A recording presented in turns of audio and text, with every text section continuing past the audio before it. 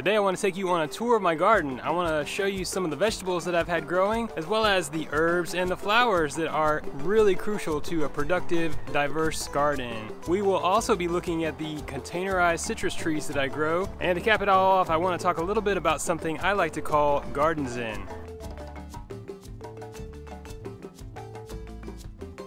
What's up everybody, this is Scott from New Garden Road, and I'm here to inform, inspire, and elevate you. If you like this video, give it a big thumbs up and spread the word for me. While you're at it, subscribe and get notified for more gardening action.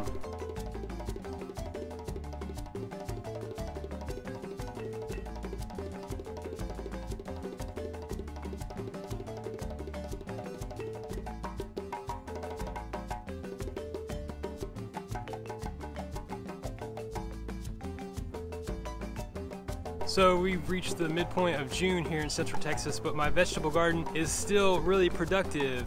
It's one of the things that I thrive on. I love getting up first thing in the morning and coming out here and seeing what I can harvest. Recently, I've been getting a steady supply of cucumbers, long beans, and I'm anxiously awaiting my watermelons and my cantaloupes to mature. I'm checking those on a regular basis to see when they're ripe, and I've steadily been harvesting lima beans. This is the first time I've grown lima beans. Here's one.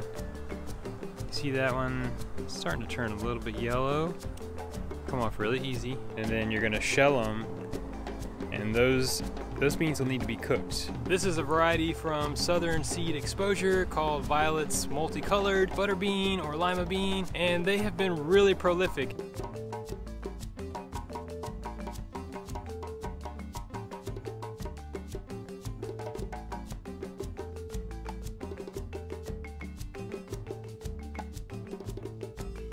I have a really extensive mint collection. I guess it's a mint addiction, really. I really like to use fresh mint in beverages to flavor my water, and also just because it's beautiful and it's a lovely scent to forage on in the garden. I have several curry trees. Now don't get this confused with curry powder because it's different. You're actually using the leaves as seasoning in your dishes, and it's got a really unique flavor.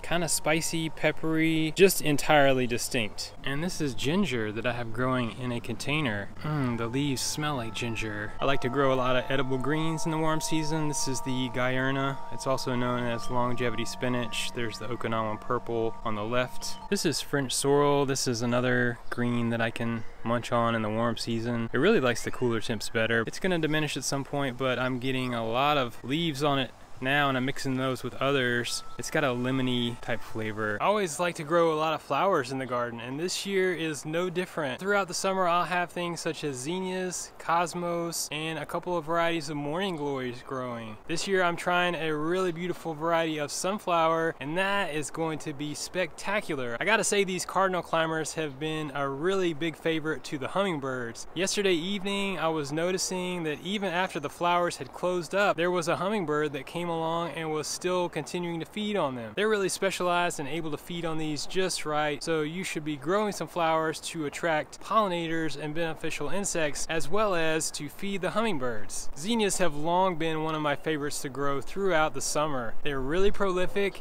and they're going to attract butterflies, hummingbirds, and all kind of beneficial pollinators and predatory insects. That's going to help maintain a healthy balance in the garden. That's really important. You want to have allies. These guys are part of nature. You need to observe the balance, promote biodiversity, and restore habitat. When you grow flowers in the garden, that's one of the things you're doing. You gotta plant the ornamental with the edible. Somehow I still have some larkspur that are flowering. One of the things that I was really keen on this year was saving my own seeds. So along with the larkspur, I've been saving seeds from the delphiniums, the cosmos, and I'm waiting on some of my vegetables to produce, such as the artichokes. I'm going to be saving seeds from artichokes for the first time this year. But I'm really excited at the chance to save my own seeds, share with others, and promote more vegetable gardening by any means that I can. So I want to show you my citrus trees. They're something that I always have growing. These can have a really long life and they can provide a lot of fruit over the years. Most of mine are grown in containers. By and large, citrus are not cold hardy, so it's important to grow them in containers, and that allows you some flexibility so that you can protect them during the colder temperatures. This time of year, a lot of my citrus trees have already set fruit. Varieties such as kumquats and key limes have the capacity to produce more than once a year. You want to feed these citrus trees throughout the growing season, both a granular slow release and a foliar fertilization. The nutrient that they're primarily needing is nitrogen. That promotes leafy green growth, but it also helps them build the fruit that they're going to be producing for you in the fall and in the winter months. For a granular fertilizer recommendation, I might point to cottonseed meal. That's a 721 or somewhere in that range. That's going to give you enough nitrogen, and it's going to slowly release, giving them a form of nutrients to keep them growing. They love fish emulsion. Most often I am using the Holy Mackerel, and that's a 310. It's produced by Fox Farm, and that's a really great fertilizer to give your citrus trees a quick feed on a regular basis. I'll combine that with seaweed and molasses, and that's going to give them a broad spectrum of nutrients to help keep those citrus trees healthy. For me, there's this term garden zen. You know, you may have heard of Zen Garden. Well,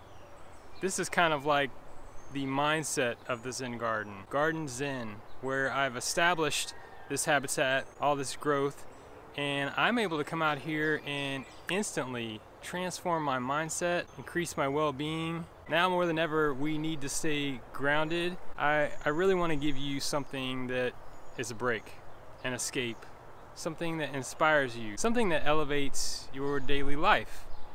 I know I need it. I know that you may need it as well. And if I'm being completely honest, just the fact that I get to create these videos and share my garden with you inspires and lifts me up personally. Now check out some of these other awesome gardening videos on my channel, like this one for how to build your dream garden. You can grow your own food. Keep it organic.